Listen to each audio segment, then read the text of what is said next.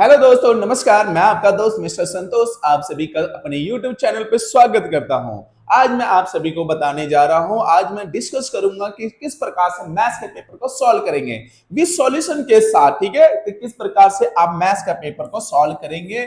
ये मैथ्स का पेपर किसका है? क्लास 10th जो कि NIOS के स्टूडेंट होते हैं उनके लिए बोर्ड का पेपर है। थ्योरी एग्जाम है जो कि आपके आएंगे 85 मार्क्स का। ठीक है ना, आपको 85 मार्क्स का होगा जहां से आपको अटेम्प्ट करना है। इसे किस प्रकार से अटेम्प्ट करना है वो मैं आपको सिखाऊंगा। PYQ है ये 2025 का। ठीक है ना, ये 2025 में आया था अप्रैल के अंदर। तो 2025 के अप्रैल के पेपर को डिस्कस करेंगे किस प्रकार से क्वेश्चन आ रहे हैं। स्टार्ट करते हैं इस टाइप के क्वेश्चन जहां पे बोला फैक्टर करने के लिए क्वेश्चन को बोला गया है। इसे फैक्टर मतलब हिंदी में कहा जाए तो गुणनखंड। गुणन का मतलब इसका दो ऐसे फैक्टर बताने जो ये सॉल्व हो जाते हैं, मतलब इसके दो मल्टीपल बताने हैं। तो ऐसे में क्या करेंगे, इसको करने का एक बहुत ही बढ़िया शानदार तरीका ये हमारे पास क्वेश्चन है। इसको फैक्टर करना है तो यहाँ के नंबर को यहाँ के नंबर से मल्टीप्लाई करना। ऑलवेज कभी भी ऐसा क्वेश्चन आ जाए तो आप इसी रूल को फॉलो करेंगे। ठीक है, तो यहाँ के नंबर को यहाँ से मल्टीप्लाई करा, ये आया 12 आया। अब इसका एलसीएम कर दीजिए, बहुत ही इजी सा है, नॉर्मली हम इसको कर सकते हैं इस प्रकार से। ठीक है, ये आपके सामने एलसीएम हो गया। ये नंबर क्या बना, इस नंबर को यहाँ पे उतार लीजिए, 2 मल्टीप्लाई 3। ठीक है, ये नंबर आपका यहाँ पे बना। अब भैया ये जो नंबर बना है इसका इस्तेमाल करके यहाँ पे दो नंबर हमें ऐसे बनाने हैं जिसका सम करूंगा या माइनस करूंगा तो उसकी वैल्यू ये आ जाए बीच वाली। तो बीच में कितना नंबर है? माइनस का x, मतलब एक x है तो एक नंबर बनाना है। ठीक है ना, हमें कौन सा नंबर बनाना है? यहाँ पे एक बनाना है, वो भी माइनस वाला। तो हमने यहाँ के नंबर का इस्तेमाल करके दो नंबर बनाने हैं। ठीक है ना, यहाँ के नंबर का इस्तेमाल करा हमने इसको तो 2 दूनी 4, और यहाँ के नंबर इसका इस्तेमाल करा तो 3। यहाँ के सारे नंबर यूज भी होने चाहिए और कोई रिपीट भी नहीं होना चाहिए। तो हमने यूज करा 4 और 3। तो सर आपको तो यहाँ पे एक माइनस का बनाना है, तो हमने बोला ठीक है ना, यहाँ पे माइनस का 4 लगाते हैं और यहाँ पे माइनस का प्लस का 3 लगाते हैं। तो 4 में से 3 गया तो माइनस का 1 आ गया। माइनस का x है तो सर यहाँ पे x लगा दो, यहाँ पे भी x लगा दो। तो अब हम माइनस x की जगह पे क्या रखेंगे? माइनस का 4 और प्लस का 3x रखेंगे इसकी जगह पर, तो ये क्वेश्चन सॉल्व हो जाएगा। ठीक है, तो ये करने का तरीका हो गया। कैसे करेंगे? अब स्टेप यहाँ से स्टार्ट हो जाता है। पहले तो हम क्वेश्चन उतार लेते हैं, 3x की स्क्वायर माइनस में x माइनस 4। ये क्वेश्चन हो गया। करने का तरीका मैंने ऊपर बता दिया। आप कैसे करेंगे? तो ये नंबर और लास्ट वाला नंबर एज इट इज उतार देंगे आप। ठीक है ना, इसकी जगह पे क्या लिखेंगे? जो हमने यहाँ पे नंबर बनाया था, नंबर बनाया 4x प्लस में 3x। ये किसकी जगह पे बना है नंबर? इस नंबर की जगह पे बनाया गया। लास्ट में जो नंबर है वो ऐसे एज इट इज छोड़ देंगे। तो भैया यही क्वेश्चन नहीं करना, इसके जैसा कोई भी क्वेश्चन आएगा इसी रूल को फॉलो करना। डेफिनेटली ये क्वेश्चन एक नंबर का है, दो नंबर में भी आता है। डेफिनेटली मतलब 100% ये क्वेश्चन इस टाइप के आते हैं। अब ये नंबर चेंज हो सकता है बस, और नंबर चेंज हो जाए कोई बड़ी बात नहीं है। ये स्टेप को आप फॉलो करना है आपको। अब अगला क्या है सर? अगला यहाँ पे आपने नंबर बना लिया, आगे क्या करोगे? अरे आगे क्या करना है? आगे इनका कॉमन लेना है। ठीक है ना, आगे इनका कॉमन लेना है और इसमें से भी कॉमन लेना है। ठीक है, इन दोनों में से कॉमन लेना है और इन दोनों में से अलग से कॉमन लेना है। चलिए इन दोनों में कॉमन बताइए, कॉमन क्या होता है सर? अरे कॉमन वो जो दोनों के पास हो। तो दोनों के पास सर क्या है? सर x दोनों के पास है। सर इसके पास 3 है, 4 है। तो क्या कोई कॉमन टेबल है? पहाड़े हैं जो 3 के, वो पहाड़ा पढ़ो तो 3 भी आ जाए 4। तो सर ऐसा कोई टेबल नहीं है। ठीक है ना, तो भैया नहीं है तो यहाँ पे कॉमन क्या बना? x दोनों के पास है तो x हमने कॉमन ले लिया यहाँ से। ठीक है, जब x यहाँ से कॉमन ले लोगे क्योंकि दोनों के पास है, यहाँ पे क्या बच जाएगा? एक 3x बच जाएगा। कोई x एक बाहर ले लिया तो 3x, और यहाँ क्या बच जाएगा सर? माइनस का 4। तो सर यहाँ से कॉमन बन गया। हाँ जी बन गया, देखो कितना इजी सा।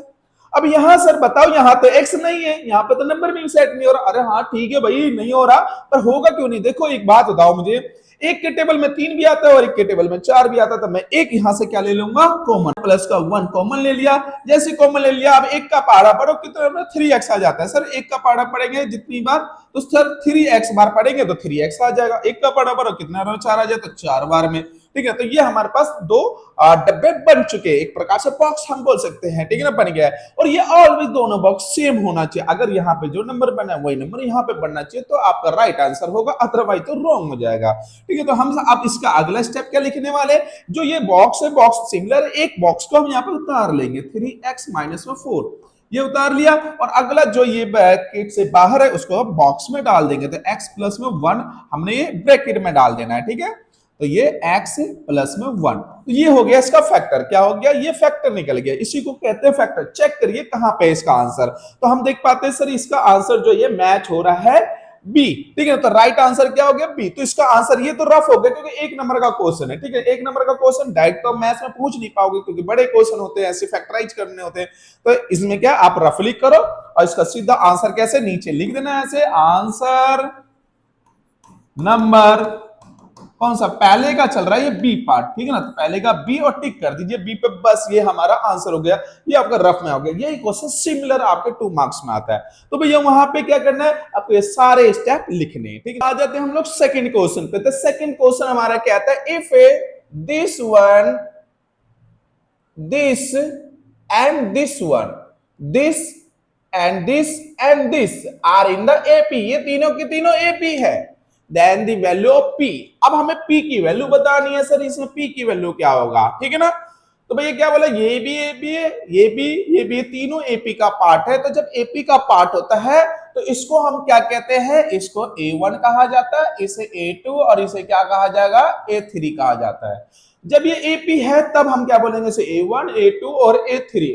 अगर चौथा पांचवा होता तो A4, A5 ऐसे बोलते हैं। तो इसको सॉल्व करते हैं, कैसे सॉल्व होगा, तो आप देखिए यहाँ पे, इधर मैं सॉल्व कर देता हूं इसे, ठीक है ना। इसका फॉर्मूला होता है, हमारे को पी की वैल्यू निकालनी है। तो कभी भी ऐसा बोले और पी की वैल्यू निकालो, ये एक्स की वैल्यू निकालो, या फलाना की वैल्यू निकालो, चिलाना की निकालो, तो आप क्या करेंगे, यहाँ पे आपको सिंपल सा करना है, क्या 2A2 equal to A1 plus में A3, ठीक है ना। आप ये फॉर्मूला लगाएंगे, क्या लगाएंगे, 2A2 को 2 से मल्टीप्लाई और इक्वल टू A1 प्लस में A3। तो ये फॉर्मूला होता है, कभी भी आप अप्लाई करेंगे तो ये सेटिस्फाई होता है। तो हम यहाँ पे वैल्यू पुट कर लेते हैं। A2 की वैल्यू क्या है, यहाँ पे 13 डाल दिया, इक्वल टू A1 की वैल्यू है 2P प्लस 1 प्लस A3 की वैल्यू है यहाँ पे 5P माइनस में 3। सॉल्व कर लेते, 13 दूनी 26 इक्वल टू 2P और 5P 7P हो जाएगा, और 1 माइनस का 2 तो कितना हो जाएगा, माइनस का 2। यहां से 26, ये 2 इधर आएगा तो प्लस का हो जाएगा, साइन चेंज हो जाता है, उधर क्या रह जाएगा 7P। चलो यहाँ पे आ गया 28, जोड़ दिया हमने 7P, ठीक है बेटा। अब ये 28, 7 इधर से इधर जाएगा तो डिवाइड में आ जाएगा, तो P की वैल्यू क्या निकल के आएगी, 7 एकम 7, 7 चौक 28, मतलब P इक्वल टू आ गया 4। तो अब चेक करो भाई P इक्वल टू 4 कौन सी वैल्यू है, तो C। तो आंसर क्या लिख के आएंगे यहाँ पे, आप आंसर ऐसे लिखना जैसे मैं समझा रहा हूं आपको। आंसर नंबर कौन सा है, सेकंड का C पार्ट है, तो C और टिक कर देना, ठीक है ना। चलिए दोस्तों अब आ जाए तो तीसरा क्वेश्चन करने के लिए। तो तीसरा क्वेश्चन क्या कहता है, अ पर्सन बोट एंड अलमीरा, एक कोई व्यक्ति है जो अलमारी खरीद रहा है। कितने रुपए में खरीद रहा है भैया, 3250 रुपए में, एंड स्पेंड कर रहा है 750 रुपए फॉर द रिपेयर। कोई पुराना फर्नीचर खरीदा होगा अलमीरा 3250 में, और 750 रुपए उसको रिपेयर करवाया होगा, एकदम फिट फाट करवाया होगा, तो उसके लगे। तो टोटल आपको समझ आ रहा है कितना हो गया पैसा, कॉस्ट कितनी आ गई इस व्यक्ति की, अगर देखा जाए तो सर 3250 यहाँ, 750 यहाँ, टोटल आ गया 4000 रुपए। इन दोनों को हमने क्या कर दिया, ऐड कर दिया, ठीक है। तो 4000 रुपए इसकी कॉस्ट है उस फर्नीचर को खरीदने की, ठीक है। अब आगे कह रहा है if he sold it for the 5000 रुपए, भाई क्या कर रहा है इसे, if he sold it for ₹5000। अब उस व्यक्ति ने इसे कितने में बेच दिया, तो भाई 5000 में बेच दिया। तो आप मुझे एक बात बताओ, यहाँ पे सेल कितने का कर दिया, अरे बहुत बढ़िया व्यक्ति है यार, पुराना माल खरीद के 4 का और 5000 रुपए में बेच देता है, 4 का खरीदता है 5 में बेच देता है, तो फायदा हुआ नुकसान, अरे सर साफ तौर पे दिख रहा है प्रॉफिट हो रहा है इस व्यक्ति को। कितने का, 5 में से 4000 गया तो 1000 रुपए का प्रॉफिट हुआ, ठीक है सर। क्वेश्चन क्या मांग रहा है, कह रहा है गेन प्रॉफिट, गेन का मतलब प्रॉफिट होता है, गेन का मतलब प्रॉफिट होता है, प्रॉफिट हुआ 1000, ये तो ठीक है सर, बट परसेंटेज में चाहिए, तो परसेंटेज कैसे निकाले जाते हैं, तो ये देखो भैया प्रॉफिट का परसेंटेज कैसे निकलता है, प्रॉफिट का परसेंटेज निकलता है बेटा, फॉर्मूला है याद रखना, कभी भी प्रॉफिट का लगाना है, प्रॉफिट का परसेंटेज निकालना है, तो प्रॉफिट अपॉन में कॉस्ट और इनटू में 100 करेंगे, ठीक है। तो भैया यहाँ पे प्रॉफिट हुआ 1000, कॉस्ट था उसका 4000, गुने में 100, तो 1 2 3 1 2 3 कट गया, 4 एकम 4 और ये 25 बार में कट जाता है, 25 चौके 100, तो टोटल मिलके आ गया यहाँ पे 25%। ठीक है, तो उसको प्रॉफिट कितना हुआ भाई? भाई पुराना माल बेचा, खरीदा, पुराना माल बेचा और उसको 25% का प्रॉफिट हो गया। तो आपका आंसर क्या हो गया? सी। तो आप यहाँ पे आंसर कैसे लिख के आएंगे? आंसर नंबर थर्ड का सी आंसर हो जाएगा। ठीक है ना, सी टिक कर देना है। नेक्स्ट क्वेश्चन आ गया फोर्थ। तो फोर्थ क्वेश्चन कह रहा है, अ पॉइंट, एक कोई पॉइंट है, ठीक है ना, both of the x and y. भाई पॉइंट कहते हैं एक्स और वाई पॉइंट होते हैं। जैसे कोई पॉइंट बोला है तो पॉइंट क्या होता है? एक एक्स होता है और एक क्या होता है? वाई होता है। तो दोनों क्या है? Coordinates are the negative lies. भाई दोनों की वैल्यू क्या है? नेगेटिव। ये भी नेगेटिव और ये भी नेगेटिव है। अरे पॉइंट की वैल्यू तो नेगेटिव भी पॉजिटिव भी हो सकता है, जीरो भी हो सकता है। तो इसने क्या बोला? बोथ पॉइंट एक्स और वाई दोनों के दोनों नेगेटिव है। तो अब इसने क्या मांगा है हमसे? बोला पॉइंट हुजे जो एक्स और वाई कोऑर्डिनेट है वो नेगेटिव है तो लाइज इन है। तो कौन से कोऑर्डिनेट में है ये दोनों पॉइंट नेगेटिव कौन से कोऑर्डिनेट में होता है? अरे सिंपल सा तो फंडा है सर। ठीक है ना, आराम से बता देंगे, इसमें कौन सी बड़ी बात है।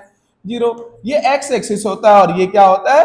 वाई एक्सिस होता है। आपको पता है इधर 1 2 3 पॉजिटिव नंबर लिखे होते हैं और इधर क्या होता है? यही चीजें नेगेटिव नंबर। नीचे फिर से बात करा जाए, नेगेटिव नंबर लिखा होता है, ऊपर क्या होता है? पॉजिटिव नंबर लिखे होते हैं। ठीक है ना, ये कोऑर्डिनेट मतलब कि कार्टेशियन प्लेन हो गया आपका। अब इसमें कोऑर्डिनेट क्या होता है? ये फर्स्ट कोऑर्डिनेट होता है, इसे सेकंड कोऑर्डिनेट कहते हैं और इसे हम लोग थर्ड कोऑर्डिनेट कहते हैं और ये फोर्थ कोऑर्डिनेट कहलाता है। फर्स्ट कोऑर्डिनेट को इसको कैसे पढ़ते हैं? हमेशा पढ़ने का तरीका क्या होता है? पहले x पढ़ा जाता है और फिर y पढ़ा जाता है। तो बताओ भैया, x पढ़ेंगे तो ये तो पॉजिटिव आया सर, y पढ़ेंगे अब ये तो भैया ये भी पॉजिटिव आया। तो सर ये तो फर्स्ट कोऑर्डिनेट तो है नहीं। ये वाला कोऑर्डिनेट में क्या होता है?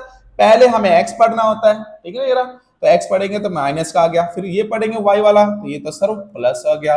तो सर ये भी नहीं है कोऑर्डिनेट। अब इसको पढ़ते, पहले x पढ़ना पड़ता है तो माइनस है, फिर उसके बाद y पढ़ना है तो y क्या है? ये भी माइनस है। तो बताओ कौन सा आंसर बना होगा? बहुत इजी से, बनाने की जरूरत नहीं है, समझाने के लिए बताया मैंने बस ये। ठीक है ना, तो आपका कौन सा कोऑर्डिनेट है? थर्ड। तो राइट आंसर क्या हो जाएगा आपका? थर्ड।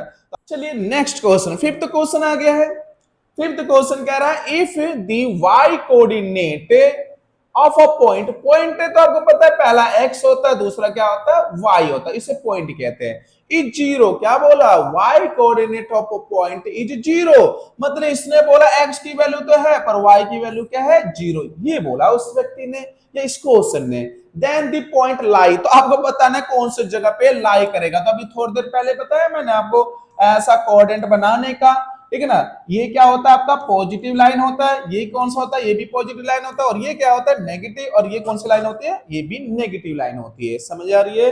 ये इधर आपके नेगेटिव जाते हैं, इधर आपके नेगेटिव, इधर पॉजिटिव, ये पॉजिटिव। अब बताओ, इसने बोला ये वाला पॉइंट है, ये कौन से में लाई करेगा? ठीक है बेटा, तो एक्स की वैल्यू पॉजिटिव है यहाँ पे, ठीक है ना, तो पॉजिटिव है तो भैया ये तो ये वाली लाइन है तो यहाँ पे आ गई। और उसके बाद बोला y की वैल्यू क्या है? जीरो। तो बेटा वो किस पे लाई करेगा? इस लाइन पे ही लाई करेगा। और इस लाइन को क्या कहते हैं हम लोग?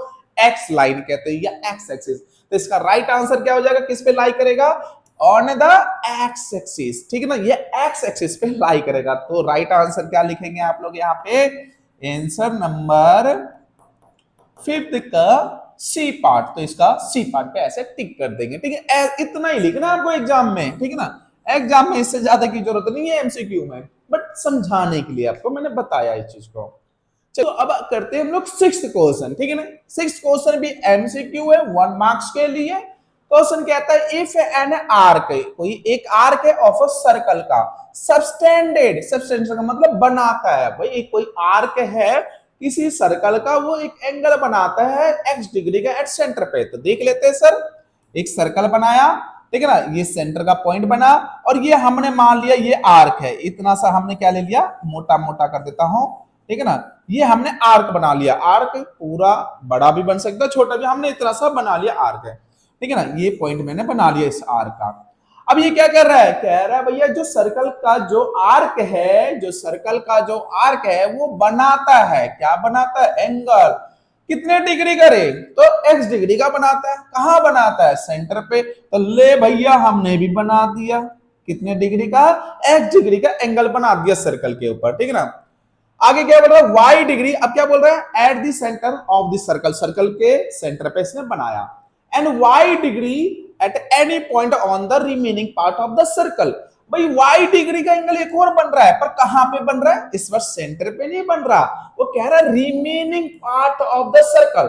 तो सर्कल का तो ये बचा हुआ सारा पार्ट है, ये बचा हुआ, तो इस पे कहीं पे भी, तो मैंने लो चलो यहां बना देता हूं, ये लो यहां बना देता हूं, ठीक है ना, इस जगह पे बनाया बेटा, ठीक है ना, इस जगह पे ये एंगल बनाया हुआ ही, समझ गए ना, इसने बोला रिमेनिंग पार्ट ऑफ द। अब कह रहा है then the relation between the x और वाई।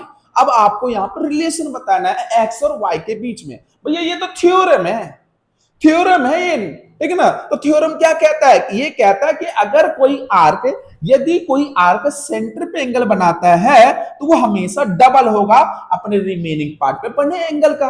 अगर यहाँ पे चार मान लेते 20 डिग्री का एंगल बन रहा है, तो यहाँ पे हमेशा कितने का बनेगा, 40। ये डबल होता है, रिमेनिंग पार्ट की तुलना में सेंटर पे बना एंगल हमेशा डबल है, ऐसा थ्योरम है हमारा बोलता है। तो बताओ यहाँ पे राइट आंसर क्या हो जाएगा, तो राइट आंसर ए हो जाएगा। सर कैसे, अभी तो बोला एक्स की वैल्यू ये रहा, ठीक है ना, और y की वैल्यू इधर, ठीक है ना, अगर मैं यहाँ पे इसकी वैल्यू 20 रखता हूं और इसकी मैंने यहाँ पे 40, ये रहा ना, 40 रखा, तो ये इसको 2 से मल्टीप्लाई करूंगा तो दोनों आंसर क्या हो गया, 40 बराबर 40 हो गया, ठीक है ना। तो इसलिए राइट आंसर ये हो गया। नेक्स्ट क्वेश्चन आ गया आपके सामने, सेवंथ क्वेश्चन। सेवंथ क्वेश्चन क्या कह रहे हैं, TP and the TQ are a two tangent. ठीक है बेटा, फिर से ज्योमेट्री के क्वेश्चन आ गए आपके सामने, कोई बात नहीं है, बहुत इजी सा होता है, समझना है, आंसर तुरंत ही आ जाता है, ठीक है ना बेटा जी।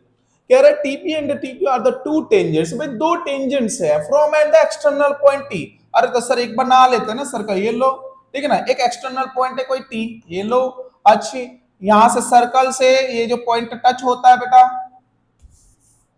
ठीक है ना, ये पॉइंट जो सर्कल से टच होकर जाता है, चलो दोबारा बनाएंगे, छोटा बनाएंगे इस बार हम, ठीक है ना, छोटा सा बना दिए, ये हो गया जो टच करके जाती है लाइन, उसको हम लोग क्या कहते हैं, टेंजेंट लाइन कहते हैं। एक और टेंजेंट लाइन है यहां से टच करके जा रहा है, ठीक है ना, जो टच करता है उसे ही टेंजेंट कहते हैं। और ये दोनों कहां पे मिल रहे हैं, टी पॉइंट पे, ऐसा लिखा है बेटा, ये रहा TP and the T Q. तो टी पी ये हो गया बेटा, और टी क्यू ये हो गया टी क्यू। हाँ जी, टेंजेंट से ये दोनों लाइनें टेंजेंट्स है, ठीक है। An external point T, T कोई बाहर का पॉइंट है, टू वो सर्कल, एक सर्कल के ऊपर विद द सेंटर ओ। तो यहां पे एक सेंटर पॉइंट है ओ नाम का, ठीक है ना, ये सेंटर है सर्कल का। अब क्या कह रहा है, इफ पी ओ क्यू 110, देखो पी ओ क्यू का है, पी ओ क्यू मतलब ये वाला एंगल, क्या बोल रहा है, पी ओ क्यू कितना दे रखा है, 110 डिग्री।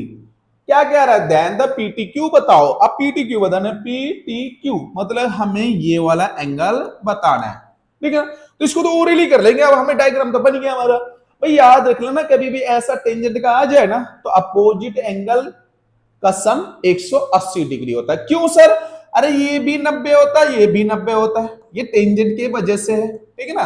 भाई ये क्या होता है, अगर रेडियस टेंजेंट पे आता है तो 90, और रेडियस हमेशा परपेंडिकुलर होता है टेंजेंट पे, तो 90, तो 90 90 और 110, ये देखा जाए तो एक क्वाड्रिलेटरल है, तो क्वाड्रिलेटरल के सभी एंगलों का सम कितना होता है, 360। तो भाई 90 प्लस में 110 प्लस में 90 और प्लस में इसका नंबर डाल दो टी, इक्वल टू कितना आता है, 360 डिग्री। 290 प्लस में टी रख लिया हमने, 360। भैया यहाँ पे टी छोड़ देते हैं, इधर 360 माइनस में 290, तो घटा देंगे तो कितना आ जाएगा, 70 डिग्री। तो टी की वैल्यू क्या आ गई, 70। तो भाई 70 चेक कर लेते हैं। हाँ जी सर, ये रहा ना बी। क्वेश्चन नंबर 8 करते हैं, ठीक है। If PQ is a chord, भाई PQ क्या है, एक कॉर्ड है ऑफ अ सर्कल, एक सर्कल का, विद सेंटर O, जिसका सेंटर O है, एंड द टेंजेंट PR, एक कोई टेंजेंट PR है। तो सबसे पहले क्या बोला, PQ is a chord of a circle, तो एक डायग्राम बना लेते हैं। हाँ जी, इसने क्या बोला, PQ इज ए कॉर्ड, तो कोई भी एक कॉर्ड बना लेते हैं। चलो मैं यहां से एक कॉर्ड बना देता हूं ऐसा, ठीक है ना, ये बन गया P और ये बन गया Q। PQ is a chord of a circle with a centre O, यहां पे सेंटर O हो गया, ठीक है भैया। And the tangent PR at P, भाई कोई एक टेंजेंट है, चलो यहां से हमने एक टेंजेंट बना लेते हैं, ठीक है ना, ये टेंजेंट बन गया P और ये क्या है R, ठीक है। इसने क्या बोला, and the tangent PR at P, तो एक हमने PR हमने एक टेंजेंट बना दिया, कहां पे, P पर हमने बना लिया। मेक्स एन एंगल, ये एंगल बना रहा है और 50 डिग्री विद पी क्यू। भाई ये जो टेंजेंट है एक एंगल बना रहा है, ये जो है एंगल बना रहा है किस पर, तो भाई 50 डिग्री का एंगल बना रहा है पी क्यू पर। तो भाई पी क्यू का है ये रहा, इस पर एंगल बना रहा है, ये वाली लाइन, हाँ जी ये रहा बन रहा है ना सर, ये रहा बन रहा है ना, कितने का 50 डिग्री का एंगल बन रहा है। ठीक है सर समझ आया। देन पीओ क्यू ज्ञात करो, तो हमें क्या निकालना है, पीओ क्यू की वैल्यू हमें ज्ञात करना है। ठीक है, तो पीओ क्यू की वैल्यू निकाल लेते हैं। तो सर पीओ क्यू है कहां, पीओ क्यू ये यहां से यहां और यहां से यहां, इसकी वैल्यू हमें निकालना है। ठीक है ना, ये है क्वेश्चन मार्क, पीओ क्यू इसकी वैल्यू निकालनी है। तो सर कैसे निकलेगा, तो अभी पिछले ही क्वेश्चन में मैंने आपको समझाया था कि भाई ये टेंजेंट है ना बेटा, ये टेंजेंट है ना और ये रेडियस है। तो भाई रेडियस जो होता है ना, ये रेडियस जो होता है वो टेंजेंट पे परपेंडिकुलर होता है। परपेंडिकुलर का मतलब सर यहाँ पे जो एंगल बनेगा, यहाँ पे जो एंगल बनेगा वो कितने डिग्री का होगा, 90 डिग्री का होगा। यहाँ पे कितने डिग्री का बनेगा, 90 का, क्योंकि सर रेडियस जो होता है परपेंडिकुलर होता है टेंजेंट पे, तो परपेंडिकुलर होता है 90, तो 90 तो ये टोटल 90, तो 50 तो ये कितना 40 डिग्री, ये कितना तो 40। समझ आ रही है बेटा। अब आ जाओ इस वाले ट्रायंगल में, इतने से ट्रायंगल में आ जाओ, तो इतने से ट्रायंगल में देखा जाए ये रेडियस है और ये भी रेडियस है, और जब रेडियस इक्वल है तो इसके भाई ये रेडियस और ये रेडियस इक्वल है, और ये ट्रायंगल का दो साइड है, ये साइड भी इस ट्रायंगल का ये दोनों साइड है। तो भाई साइड इक्वल है, तो इक्वल साइड के अपोजिट एंगल भी इक्वल होते हैं। इसके सामने वाला एंगल ये और इस साइड के सामने वाला एंगल ये इक्वल है, और ये कितना है 40 है, तो ये कितना है 40 है। तो मुझे एक बात बताओ, ये 40 और ये कितना होगा 100, क्योंकि भाई ट्रायंगल के एंगलों का सम कितना होता है 180, तो 40 प्लस 40 और ओ वाला plus O equal to 180 degree, क्योंकि ट्रायंगल के तीनों कोनों का सम, एंगलों का सम 180 होता है।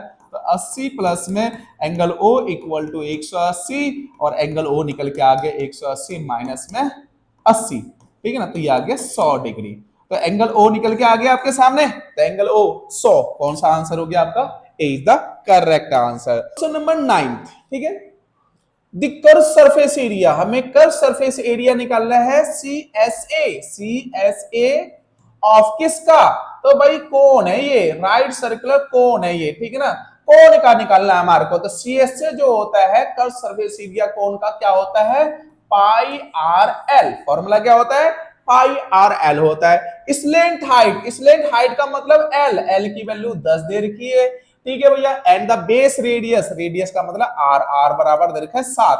तो अब निकालना क्या है, इसने बोला ना curve surface area of the right circular cone of the slant height इतना, तो कर्व सरफेस एरिया मांग रहा है, वो तुमसे मांग कह रहा है, कर्व सरफेस एरिया मांग रहा है बेटा जी, ठीक है ना। तो कर्व सरफेस एरिया निकाल लेंगे, फॉर्मूला मैंने आपको बता दिया, चलिए लगा देते हैं यहाँ पे, ठीक है ना। पाई की वैल्यू 22/7 ले लीजिए, कुछ नहीं बोला तो पाई की वैल्यू 22/7 होती है, ठीक है। उसके बाद आर की वैल्यू कितनी है 7 है, मल्टीप्लाई एल की वैल्यू 10 है, तो ये 7 एकम 7 कट गया, 22 गुने में 10, 22 गुने में 10 मतलब कि 220, ठीक है, 220 सेंटीमीटर है, तो हम क्या लिखेंगे सेंटीमीटर स्क्वायर। तो आंसर क्या है 220, देखो तो सी जी। 10th क्वेश्चन, 10वां क्वेश्चन आ गया आपके स्क्रीन पे, क्या रहा टोटल सरफेस एरिया भैया, total surface area of the solid hemisphere, जिसका रेडियस कितना दे रखा है 10, रेडियस मतलब आर बराबर 10 दे रखा है, ठीक है ना। पाई की वैल्यू इसने दे रखा है, क्या करा total surface area, total surface area किसका, तो हेमिस्फीयर का निकालना है बेटा जी, किसका निकालना है, हेमिस्फीयर का, ठीक है। हिंदी में कहते हैं इसको अर्धगोला, अर्धगोला का आपको टोटल सरफेस मतलब कुल पृष्ठीय क्षेत्रफल, फॉर्मूला क्या होता है सर, लिख लीजिए ना, टोटल सरफेस एरिया बराबर जो होता है 3 पाई आर का स्क्वायर, इतना सा तो फॉर्मूला यार, लेकिन टोटल सरफेस एरिया बोल देना किसका, हेमी का मतलब अर्धगोले का, तो होता है 3 पाई आर स्क्वायर।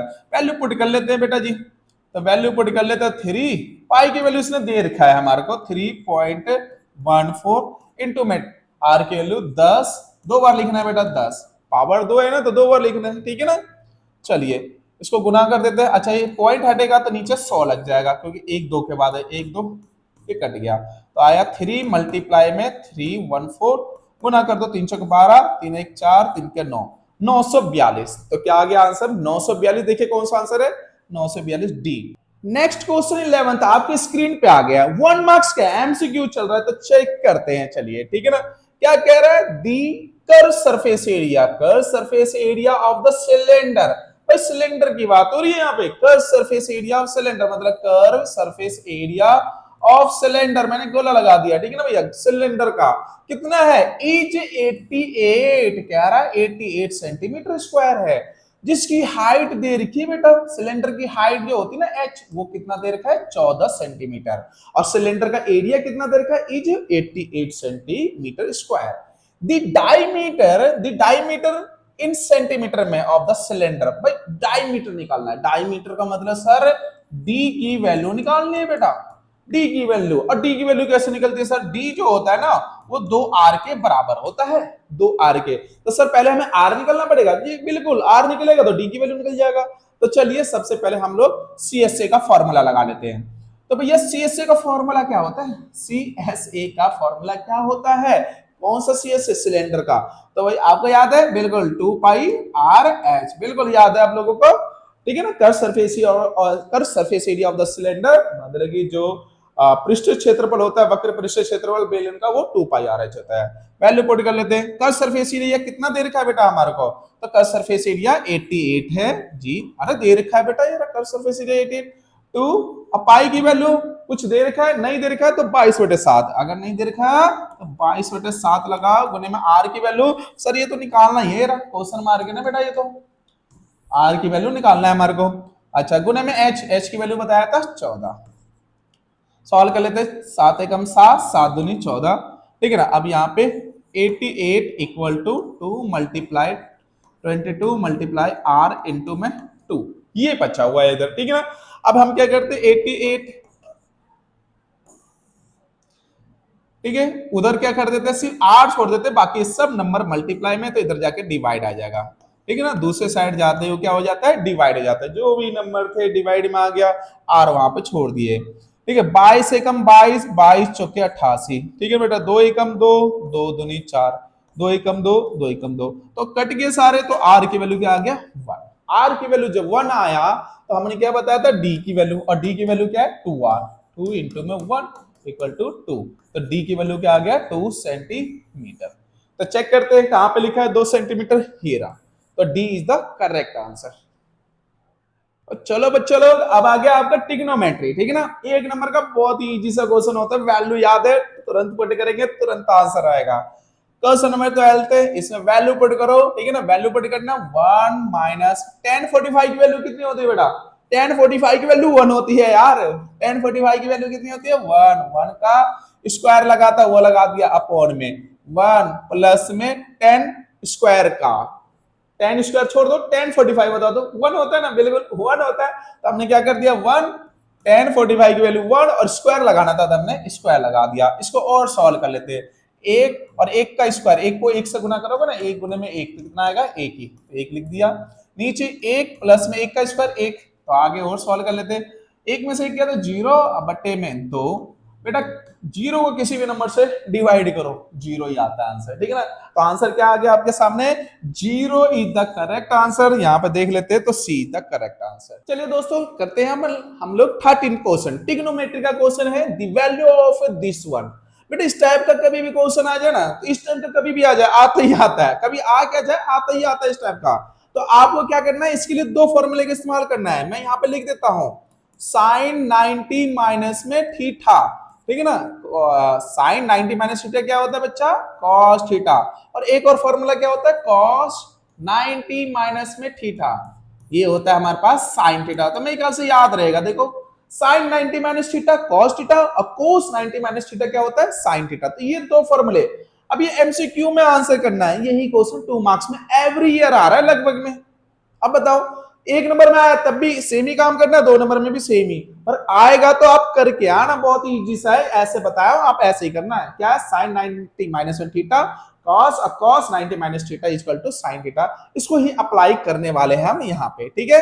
तो चलिए अप्लाई करते हैं हम लोग।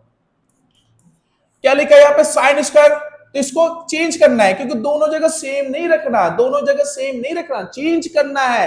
पर दोनों को नहीं चेंज करने का, एक को चेंज करने का, तो उसको किसी एक को चेंज करने का। तो हमने यहाँ पे सोचा भाई पहले वाले को करते हैं। तो यहाँ पे क्या लिखा है, साइन स्क्वायर भाई 90 माइनस में 68।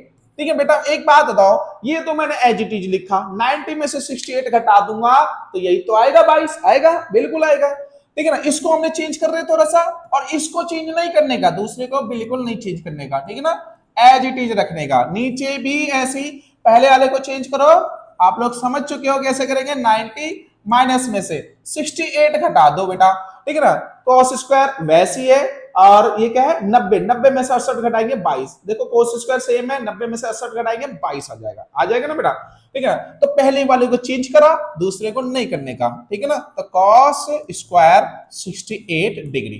ठीक है बेटा, ये उतार लिया। अब यहां से सर, यहां से क्या, यहां से एक बात बताओ, ये जो है 63 63 है, तो हमें किस में चेंज करना होगा भाई, ये साइन को, ये 63 है तो इसका मतलब हमें कहीं ना कहीं 27 में कन्वर्ट करना होगा, इसको भी 27 में। तो कैसे करेंगे, एक इसको चेंज करो और इसको चेंज करो, इसको नहीं करेगा, इसको करेगा, इसको करेगा, इसको नहीं करेगा। ठीक है, कारण मैंने बताया आपको। क्या लिखेंगे हम लोग, साइन स्क्वायर ये 90 माइनस में 27।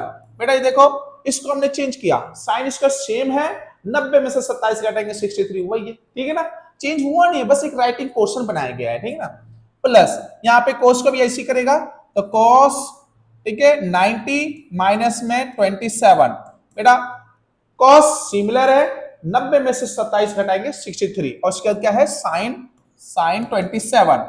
सबको नहीं ना बदलने का, सबको नहीं बदलने का। चलिए नेक्स्ट है, अब भाई साइन 90 माइनस थीटा, ये थीटा है, ये 90 माइनस थीटा, थीटा है ये। अभी क्या बोला है यहाँ पे, साइन 90 माइनस थीटा क्या होता है, cos थीटा। तो भाई साइन 90 माइनस थीटा क्या बन जाएगा, यहाँ पे कन्वर्ट हो गया बेटा cos, स्क्वायर है तो इसलिए हमने यहाँ पे स्क्वायर लगा दिया। साइन 90 माइनस थीटा क्या होता है, साइन 90 माइनस थीटा cos, तो हमने यहाँ पे cos थीटा, थीटा क्या है 68, तो 68 डिग्री लगा दिया, बहुत इजी सा। ठीक है ना, प्लस ये तो ऐसे ही रहेगा, साइन स्क्वायर 68 अपॉन में यहाँ पे cos 90 माइनस थीटा, देखो ना यहाँ पे cos 90 माइनस थीटा क्या है साइन, तो यहाँ पे हम क्या लगेगा साइन, क्योंकि यहाँ स्क्वायर है तो यहाँ भी स्क्वायर लगेगा। 90 माइनस थीटा, ये थीटा है तो क्या हो जाता है cos 90 minus theta equal to sine theta, तो थीटा क्या है 68, तो 68 लगा दिया। फिर प्लस इसको तो चेंज किया नहीं हमने, तो cos स्क्वायर 68, ठीक है थीटा बन गया। प्लस अब यहाँ पे साइन 90 माइनस थीटा आपको समझ आ गया, sine 90 minus theta cos theta, तो cos, ठीक है स्क्वायर है तो स्क्वायर लगा दिया, थीटा क्या आ जाएगा 27 डिग्री का। प्लस भाई यहाँ पे cos 90 माइनस थीटा, तो cos 90 माइनस थीटा क्या होता है साइन थीटा, तो थीटा कितना है 27 डिग्री, इनटू में क्या है तो भाई साइन 27 डिग्री। ठीक है ना भाई, इनटू में ना, ये तो इनटू में लगा दिया हमने। अब अगला स्टेप लिखते हैं इसका हम लोग, तो भैया ये देखो साइन स्क्वायर और cos square, sine square theta plus cos square theta, एक और थीटा याद रख लेना क्या है साइन स्क्वायर थीटा प्लस में cos square theta equal to होता है 1। ठीक है ना, तो एक फॉर्मूला और sine square theta plus cos square theta equal to क्या होता है 1। ये 1 मार्क्स का क्वेश्चन में आ गया, 2 मार्क्स में भी आता है, 3 मार्क्स में भी आता है। ठीक है ना, तो आपको एक नंबर के लिए छोड़ नहीं देने का, ठीक है ना, इसको करने का।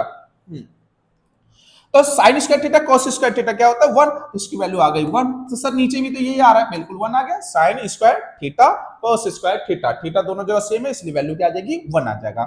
प्लस इधर क्या है cos square 27 plus sine, sine sine sine multiply हो रहा था, साइन क्या हो जाएगा साइन का स्क्वायर हो जाएगा, दो बार आ गया ना, साइन साइन दो बार आ गया मल्टीप्लाई में, थीटा कितना है 27, थीटा मल्टीप्लाई नहीं होता है। ठीक है ना, ये रूल्स होते हैं ट्रिग्नोमेट्री के।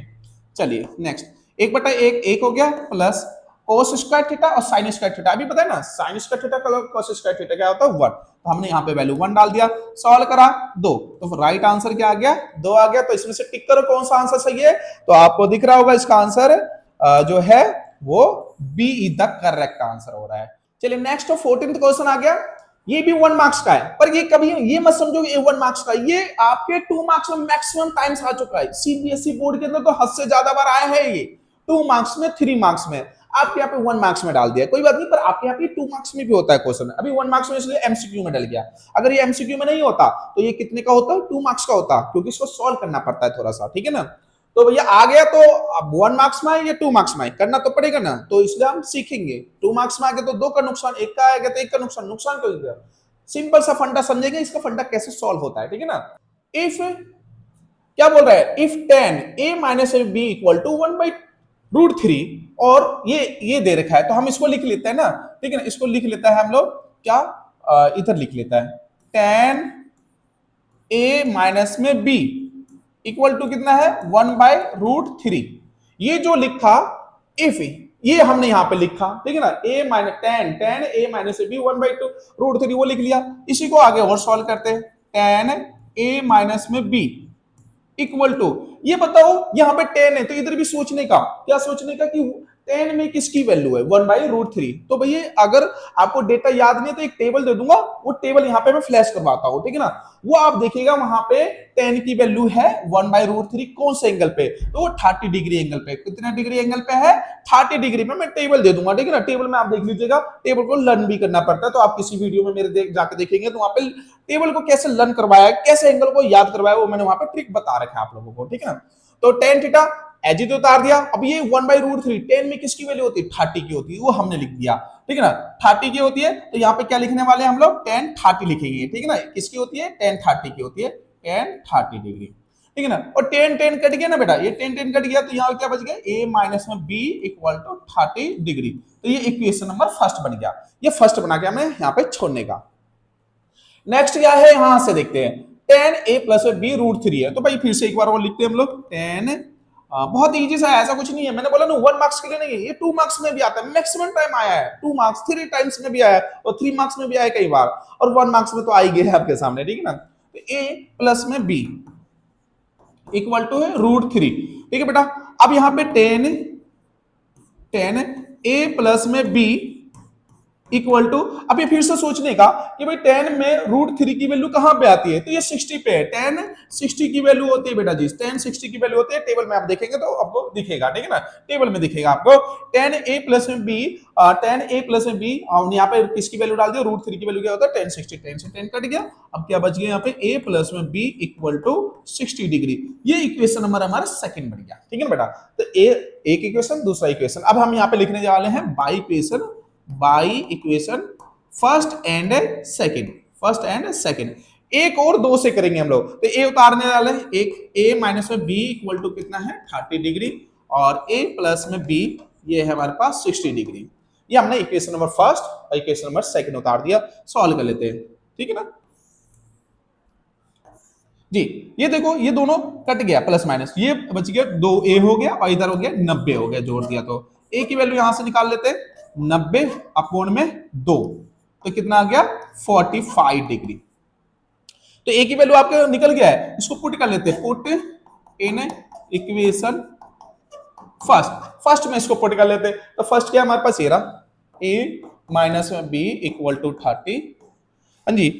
a की वैल्यू हमें पता है 45 है, तो यहाँ पे हमने 45 माइनस में b इक्वल टू 30 माइनस का b इक्वल टू 30 माइनस का 45, तो ये आ जाएगा माइनस का 15 डिग्री, माइनस का b इक्वल टू माइनस से माइनस कट गया तो b इक्वल टू आ गया 15। तो एक आंसर तो ये लॉक हो गया आपका, और एक आंसर यहाँ पे a की वैल्यू लॉक हुआ कितना 45 डिग्री, ठीक है ना। तो आंसर क्या आ गया, a की वैल्यू 45 और b की वैल्यू 15। अब देखो कहां है, तो a की वैल्यू 45 और b की वैल्यू 15, ये है आपका आंसर। नेक्स्ट क्वेश्चन है ये हमारे पास है, क्या कह रहा है, the mean first 5 multiple of 7। हमें मीन वैल्यू निकालना है, ये क्वेश्चन मार्क है बेटा, ठीक है ना। क्या है कि भाई मीन निकालना है किसका, first 5 multiple of 7, multiple of 7 का हमें क्या निकालना है, मीन निकालना है। तो चलिए भाई मल्टीपल ऑफ 7, फर्स्ट 7 नंबर तो कितना है 7, 7 दूनी 14, 7 21, 7 चौका 28 और 7 पंचे 35। इसने 5 बोला था, 7 के मल्टीपल बोला था, 7 फर्स्ट 5 मल्टीपल आ गया।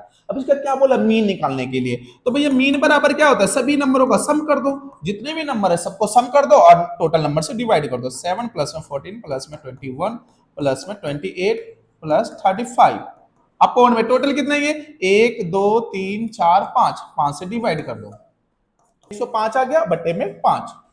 जोड़ा है बस हमने, काट देते हैं इसको, तो 5 दूनी 10, 5 एकम 5, तो ये आ गया 21। तो करेक्ट आंसर क्या है इसमें चेक करते हैं, तो ये 21 बी का करेक्ट आंसर आपका हो गया। क्वेश्चन आ गया आपके सामने 16th क्वेश्चन। इसमें क्या निकालना है, the median of this number, तो ये नंबर है इसका हमें मीडियन निकालना है। तो क्या करना है, कभी भी इस प्रकार का क्वेश्चन आता है वो आता ही आता है, हर साल आता है, ठीक है ना। इस चैप्टर पे वैसे इस टाइप का क्वेश्चन आएगा ही आएगा। तो आप क्या करेंगे, मीडियन निकालने के लिए इस नंबर का क्या करेंगे, सबसे पहले इसे असेंडिंग ऑर्डर में लिखेंगे, ठीक है ना। तो हम लोग असेंडिंग ऑर्डर में लिख रहे हैं 10। अच्छा ये ऑलरेडी असेंडिंग ऑर्डर में ही है, ठीक है ना। तो भैया असेंडिंग ऑर्डर में तो लिखने की जरूरत ही नहीं है, अगर नहीं है तो असेंडिंग ऑर्डर में लिखिए। उसके बाद आधे इधर जाओ और आधे इधर जाओ, जो बीच में फंस गया वही आपका क्या बनेगा, मीडियन बनेगा। मैंने क्या बोला, आधे इधर कट कर दिया हमने और आधे इधर कट कर दिया, भाई 2 नंबर इधर निकाल दिया, 2 नंबर इधर निकाल दिया, बीच में जो नंबर, आप कहोगे सर 3 भी तो निकल सकता था। अरे ठीक है, आधे आधे निकाल देंगे तो बीच में बचेगा कौन, बचना चाहिए, वही तो मीडियन बनता है, ठीक है ना। तो यहाँ पे क्या है, ये आधे इधर निकाल दिए, आधे निकाल दिए इधर, जो बीच में नंबर बना है उसको 2 से डिवाइड कर देंगे जमा करके, तो वो आपका क्या बन जाएगा, आंसर। तो कितना हो गया, 30 अपॉन में 2 काट देंगे तो कितना आ गया आंसर, 15। तो राइट आंसर क्या। क्वेश्चन 17 क्वेश्चन में कह रहा है डाई, एक डाई जो है थ्रो, उसको उछाला जाता है वंस।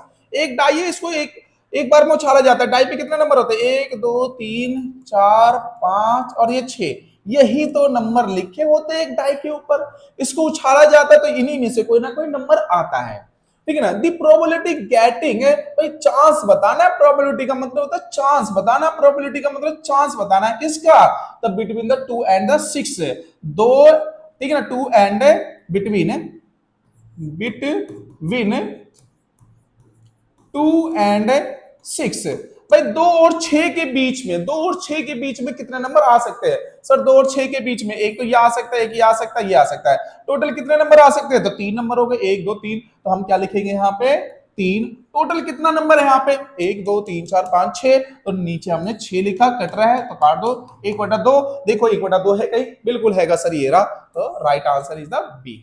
नेक्स्ट आपके 18th क्वेश्चन आ गए, 18वां क्वेश्चन 2 मार्क्स के लिए, ठीक है ना। यहाँ पे 2 मार्क्स का है ये। तो कहते हैं इफ द फर्स्ट टर्म, पहला टर्म जिसे हम A1 कहते हैं, ठीक है ना, A कहते हैं या A1 भी कहा जाता है, इसे A भी कहा जाता है या A1, and the common differences, common differences का मतलब D, वो क्या है, of an AP 6 and the 5, A जो है वो कितना है 6 है और D की वैल्यू कितना है यहाँ पे 5 है, इसने रिस्पेक्टिवली बोला है ना, मतलब पहले क्या बोला फर्स्ट टर्म, तो फर्स्ट टर्म 6 हो गया, उसका कॉमन डिफरेंसेस बोला तो वो 5th हो गया, ठीक है ना, 5 हो गया। Then the 11th term of the AP, तो आपको AP का कौन सा टर्म निकालना है, यहाँ पे 11th टर्म निकालना है। तो 11th टर्म का फॉर्मूला क्या होता है, A11 का फॉर्मूला क्या होता है, A प्लस में 10D, भैया A11 निकालना है, उसने बोला A11 का वैल्यू निकालो, इसने बोला 11th टर्म A11 की वैल्यू निकालना है आपको। तो A11 क्या होता है सर, एक कम, A11 इक्वल टू क्या होता है, A प्लस में 10D। तो निकाल लेते हैं, A की वैल्यू कितनी है, तो 6 प्लस में 10 इंटू में D की वैल्यू 5, तो ये आ गया 6 प्लस में 50 इक्वल टू आ गया 56। तो आंसर क्या हो गया आपका 56 हो गया, ठीक है ना। तो आप ऐसे लिख के आना उसमें।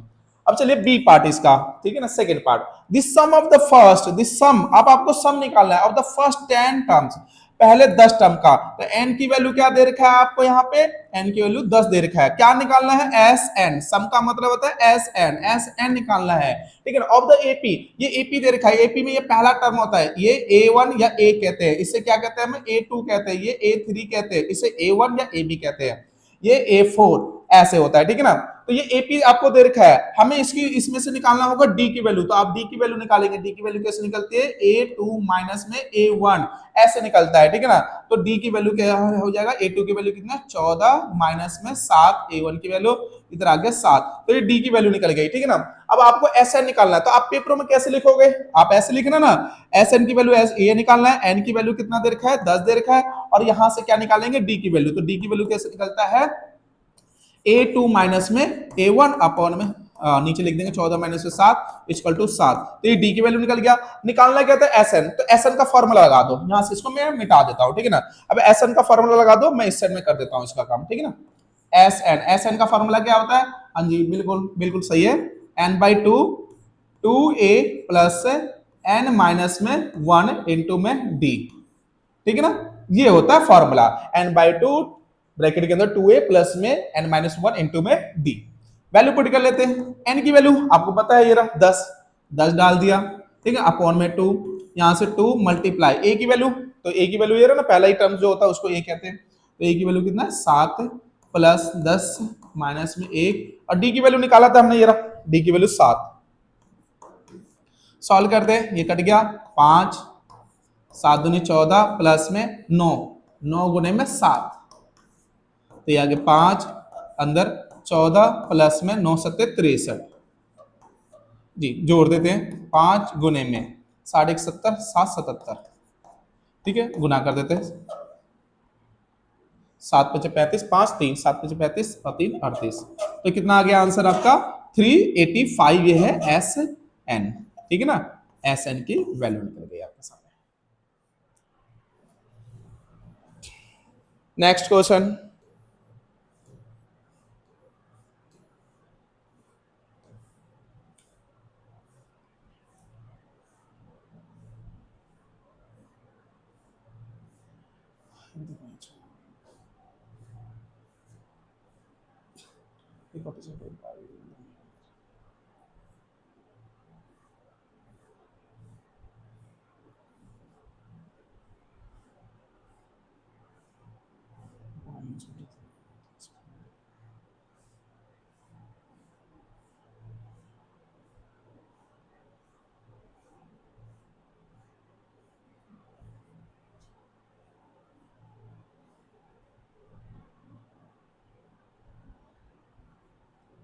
and y is only 3, explain the form.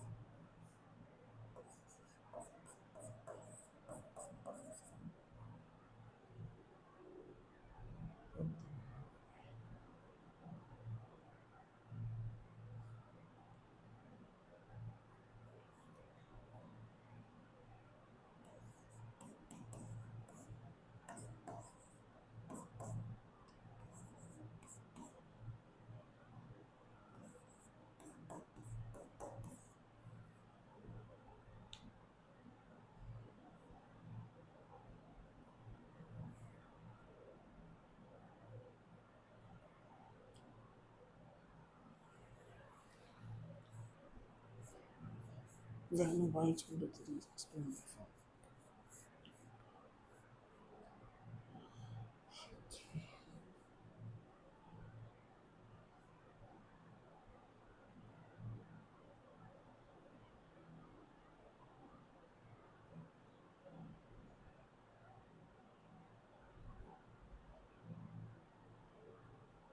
And any y कहीं चाहिए,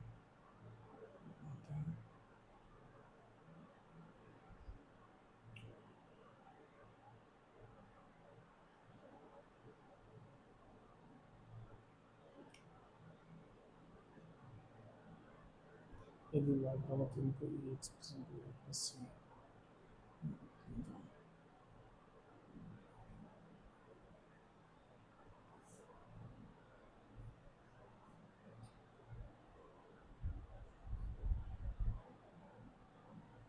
अच्छा y is equal to 3 को अच्छा एक का मान होता है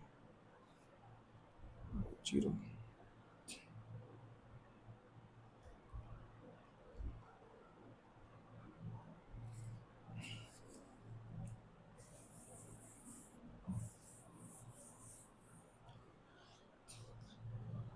चलिए दोस्तों क्वेश्चन नंबर 19, ठीक है, 19वां क्वेश्चन कह रहा है match column number 1 statement with the correct options of the column number 2, ठीक है ना। तो कॉलम नंबर 1 ये है और कॉलम नंबर 2 है, इनके साथ हमें मैच करना है, ठीक है ना। क्या बोल रहा है, the coefficient of the y in the linear equation this one is, अब ये जो है यहाँ पे ये लीनियर इक्वेशन दे रखा है, ठीक है, ये लीनियर इक्वेशन दे रखा है और क्या कह रहा है, कोएफिशिएंट बताओ किसका, y का। भाई कोएफिशिएंट y का, अरे y के साथ कितना नंबर है, y के मल्टीपल में कौन है, तो 4 है, उसी को कोएफिशिएंट कहते हैं बच्चे, ठीक है। y के साथ जो नंबर होता है उसको कोएफिशिएंट कहा जाता है। तो भैया y के साथ है 4, तो यहाँ पे देखो कौन सा आंसर हो गया इसका, मैच हो गया सी, ठीक है ना। तो पहले वाले का क्या आंसर हो गया इसका, पहले वाले का आंसर आ गया सी, तो यहाँ पे आप सी के साथ इसमें मैच कर देंगे। तो इसका बी पार्ट देखते हैं, बी पार्ट क्या कहता है, when 3 is express in the form this one, अगर हम y इक्वल टू 3 जो है एक्सप्रेस हो रहा है इस फॉर्म में, देन द वैल्यू ऑफ ए की वैल्यू बतानी है। तो यार ए की वैल्यू यहाँ पे क्या होगी, यहाँ पे क्या होगी, जब y की वैल्यू क्या है यहाँ पे 3 है, ठीक है ना। तो जब कभी भी यहाँ पे y की वैल्यू दे रखा है और a की वैल्यू नहीं दे रखा, तो यहाँ पे y बराबर क्या आ गया 3 ना, जैसे इसने बताया y बराबर 3, तो इसका मतलब यहाँ पे वैल्यू क्या होगी, a की वैल्यू हमेशा क्या होगी 0, तभी ऐसा हो सकता है कि y की वैल्यू बराबर 3 आएगी, ठीक है ना। तो a की वैल्यू क्या होगी यहाँ पे हमेशा 0 होगा।